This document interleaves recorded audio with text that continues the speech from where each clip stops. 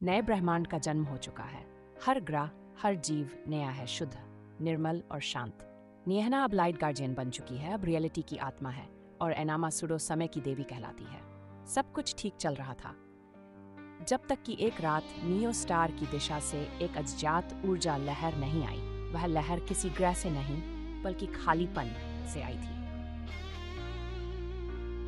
अंधेरे से एक छाया निकली, एक ऐसा अस्तित्व जो प्रकाश और अंधकार दोनों को निगल सकता था। वह खुद को वॉइड सोल कहता है। वॉइड सोल, तुमने सृष्टि को फिर से लिखा नियहना, लेकिन हर रचना के पीछे एक मिटा हुआ अतीत रहता है। मैं वही अतीत हूँ।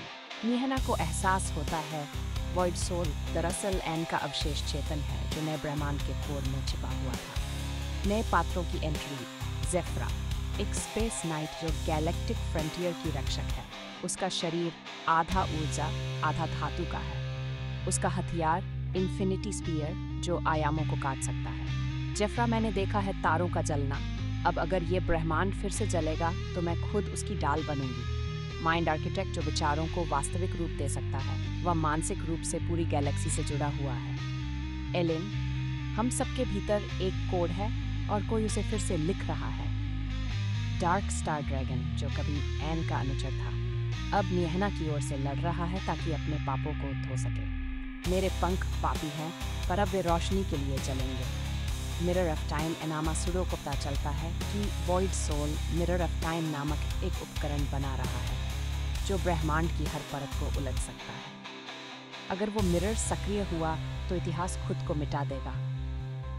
वॉइड सोल इस मिरर से नियहना को उसकी असली यादें दिखाना चाहता है। वो पल जब उसने पहली बार एन के खिलाफ विद्रोह किया था, वो सारा दर्द, वो अकेलापन जो उसने सृष्टि के जन्म में महसूस किया था। Void soul mirror of time को एक्टिव करता है। पूरा ब्रह्मांड डगमगाने लगता है, समय उल्टा चलने लगता है, तारे पीछे की ओर घूमते हैं। एनसो रियलिटी सील लगाता है, एनामा समय को रोकती है। जेफ्रा और ड्राक्सन वॉइड बीस्ट से भिड़ जाते हैं। मैं सितारों की डाल हूँ और मैं उनके पंख।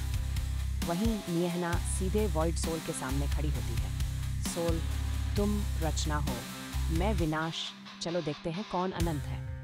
नियहना, अनंत वो नहीं जो नष्ट करता है, अनंत वो है जो बार बार जन्म लेता है। उनकी टक्कर से पूरा ब्रह्मांड हिल जाता है।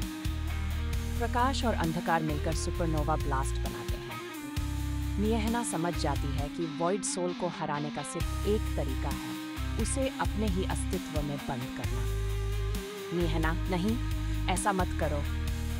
कभी कभी सृष्टि को बचाने के लिए सृष्टिकर्ता को खुद मिटना पड़ता है। वह लाइट कोर खोलती है, एक अनंत ऊर्जा क्षेत्र जो हर चीज को समा सकता है। वह वॉइड सोल को अपने भीतर खींच लेती है। भयानक विस्फोट होता है और फिर सब शांत। कई वर्षों बाद न्यू अर्थ पर छोटे बच्चे आसमान में एक चमक देखते हैं। वह चमक किसी तारे की नहीं बल्कि नियहना की आत्मा की है।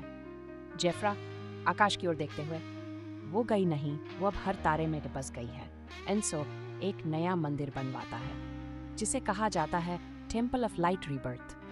वहीं एनामा सुडो समय की किताब में लिखती है, जहां प्रकाश मिटता है वहीं नई रचना शुरू होती है। अंतरिक्ष में एक छाया धीरे धीरे आकार ले रही है।